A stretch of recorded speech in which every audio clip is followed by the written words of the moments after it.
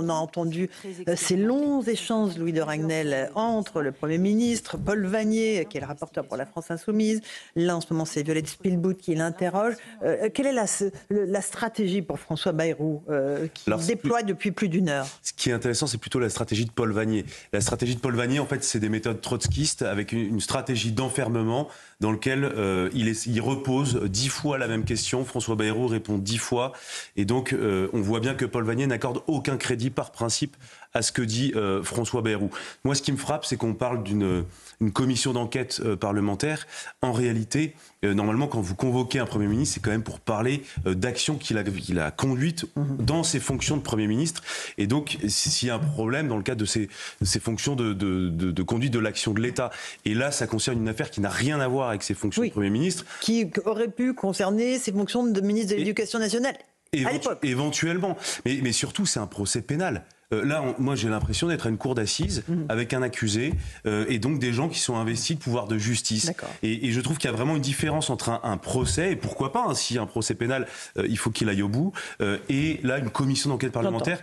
En réalité, ça n'a aucun impact sur la vie politique du pays, sur la conduite des affaires du pays. Moi, je vais bien répondre à votre question, alors, si vous voulez, sur François Bayrou, parce que c'est quand même intéressant aussi de souligner la tactique du Premier ministre qui a eu le temps de se préparer, qui voyait cette date arriver, et pour en avoir parlé avec des députés modem de son entourage, avait quand même une appréhension sur ce qui allait se passer aujourd'hui. Et on voit un Premier ministre à l'offensive. J'ai été diffamé, j'ai été sali depuis 4 mois. Il faut quand même dire que cette affaire pourrit la vie de François Bayrou à Matignon. Et il l'a pris, j'allais dire, en plein bide dans ses tripes, parce qu'on l'a accusé d'avoir envoyé ses enfants dans cet établissement scolaire en pleine connaissance de cause. Et donc après, il y a eu le témoignage de sa fille qui a dit « J'ai moi-même été victime de coups à Bétarame, mais mon père ne savait pas ».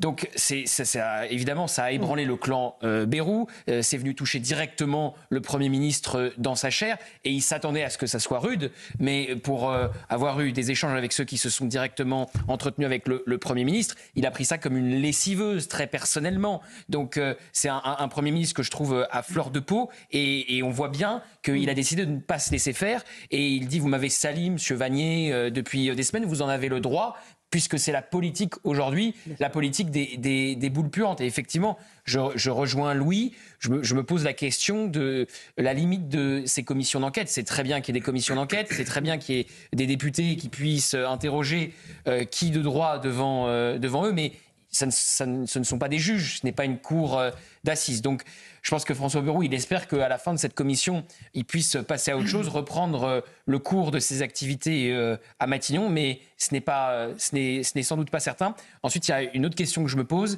c'est à quel point cette affaire impacte l'opinion publique. C'est-à-dire que l'opinion publique, évidemment, très sensible à tout ce qui fait son quotidien, et on voit que François Bayrou est le Premier ministre le plus impopulaire de l'histoire de la Ve République. Mais est-ce que cette affaire, est-ce que tous les Français ont bien compris les tenants et les aboutissants de cette affaire, qui est évidemment un scandale énorme? Je n'en suis pas sûr. Alors, Françoise Laborde est avec nous.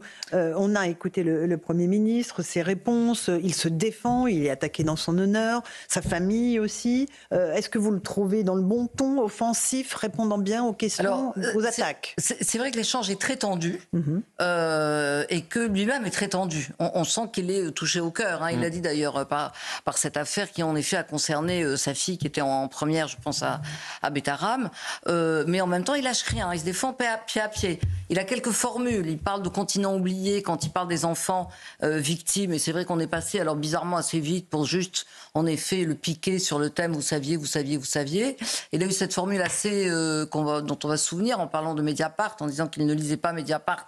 Parce qu'on on a beaucoup parlé. C'est une hygiène personnelle, a-t-il dit? C'était son hygiène personnelle. Moi, je trouve que dans l'exercice, qui est quand même en effet pas évident, pas facile, il l'a dit à plusieurs reprises, ce sont des faits qui remontent à 40 ans, quand mes enfants étaient élèves, etc. Il se mélange un peu dans les dates de temps en temps, heureusement qu'il a son entourage. Mais je pense qu'il n'est pas mauvais dans l'exercice, mais c'est vrai que cette commission laisse quand même un sentiment de malaise. Parce qu'on se dit, mais qu'est-ce que c'est que cette espèce de tribunal qui n'en est pas un, avec des faux arguments, avec il faut se battre pour faire valoir les droits de la défense, qu'il y a des vrais droits de la défense ou pas. Il y a quelque chose d'assez malsain là-dedans. Et alors en plus, le scénario est difficile à suivre. Mais en même temps, c'est une commission. Écrit avec les pieds. Françoise, c'est une commission transpartisane. Il y a des gens de gauche, des gens de droite. Ils ont auditionné 150 personnes du centre, voilà. Donc oui, il y a des questions qui piquent, mais il y en a aussi d'autres peut-être qui seront moins à charge contre François Bayrou. C'est le principe des commissions parlementaires. Oui, mais le rapporteur Vanier, franchement, non, mais ça c'est la France Insoumise. Parler de Paul Vanier. Non, mais attendez. Alors, c'est la France Insoumise qui en effet a sa stratégie comme souvent classique, de répéter 50 fois la même question. Oui. Vous avez dit le 11 que, et alors le 11 et demi, vous avez dit que non, finalement peut-être que. Donc à un moment donné, en effet, c'est l'idée de pousser à bout le témoin pour que le témoin aille à la faute. Louis, rapidement, et Geoffroy Lejeune. Un tout petit mot sur Paul Vanier quand même. C'est un député qui est obsédé par une seule idée, qui est de retirer, de priver l'enseignant privé catholique sous contrat de son contrat avec l'État. Il présidait déjà une commission d'enquête parlementaire en 2024, justement pour essayer de mettre le doigt sur le fait que l'État ne devrait pas financer certains établissements privés. Et c'est lui notamment qui s'est impliqué pour attaquer l'établissement Stanislas, le lycée privé donc sous contrat, et donc avec une offensive médiatique et avec exactement les mêmes. Leur but, c'est quoi? C'est que l'État ne donne plus. Le but unique de Paul Vanier, c'est que les établissements privés n'aient plus aucune aide publique. Okay. Voilà. Ah non, très clair. Pas quand c'est Averroès. Quand c'est Averroès, il soutient. Bon. Quand c'est Averroès, il soutient. Donc il y a un projet politique derrière tout ça. Et il veut se servir, je pense, de Bétharame à la fois pour faire disparaître le Premier ministre de ses fonctions de Matignon, mais aussi son combat pour priver tous les établissements privés de subvention de l'État. Catholique. Absolument. Mentionnons-le. Geoffroy Lejeune. Je suis d'accord avec Louis, c'est-à-dire que l'offensive idéologique de Paul Vanier, elle est évidente. Ce qui est intéressant, et moi c'est ce que je suis en train de découvrir aujourd'hui, c'est que François Bayrou, que je ne connaissais pas comme ça, je ne l'avais jamais vu comme ça fait une quinzaine d'années que je m'intéresse à la vie politique, a décidé de répondre coup pour coup. Tout à l'heure, Yohann Usaï, qui était en plateau avec nous, a remarqué sur les images que, et je le dis pour les gens qui nous écoutent mais qui ne nous voient pas, que François Bayrou a posé 2 livres à côté de lui, le livre Le silence de Bétharame, qui est le livre consacré à l'affaire avec les victimes qui racontent ce qui s'est passé, et le livre La Meute, écrit par 2 journalistes qui décrivent le fonctionnement sectaire de la France Insoumise. C'est une manière peut-être de dire je vous connais, j'ai anticipé vos attaques et je vais y répondre. Moi j'avais quand même, comme je pense beaucoup de Français, une image de François Bayrou assez modérée, un peu mou, peut-être même, disons-le, vieillissant ces dernières années, donc un peu moins offensif, etc. C'est un autre personnage que nous avons sous les yeux. C'est quelqu'un qui connaît son dossier par cœur, qui en effet, vous l'avez tous dit, est touché dans sa chair, il l'a d'ailleurs dit lui aussi, et qui a décidé de ne rien laisser passer, qui rend coup pour coup, et qui, si on parle de tactique, a décidé, pour répondre à la même question qui lui est posée 22 000 fois, de répondre 22 000 fois la même chose, en étant assez offensif. En effet, il y a cette attaque sur Mediapart, la connivence entre Mediapart et la France Insoumise, etc. Moi, je suis assez étonné de ce que j'ai vu pour l'instant. Je le trouve assez bon dans l'exercice. Et je dirais une dernière chose. J'ai eu la chance d'aller à Matignon pour l'interviewer il y a 2 semaines pour le journal du dimanche. Et je lui ai posé une question à la fin, hors entretien, qu'on n'a pas publié, en lui demandant, et je parlais de finances publiques, s'il s'attendait à ce que ce soit aussi dur de trouver la France dans cet état-là. Et il m'a répondu, les finances publiques, pas du tout. Par contre, Bétharame, je ne m'attendais pas à ce que ce soit aussi dur. C'est ça. Donc dans l'échelle des épreuves qu'il a eu à affronter à Matignon, le budget, c'est moins grave que Bétharame. La réponse m'a beaucoup étonné, puisque Agnès est là pour nous dire à quel point la situation est catastrophique. Et j'ajouterais une dernière chose, c'est qu'il est persuadé qu'on lui fait payer son catholicisme. Vous avez raison, Et c'est une attaque, en tout cas... juste si je peux faire une insiste sur Paul Vanier. C'est-à-dire qu'évidemment, il est en guerre contre l'enseignement catholique privé.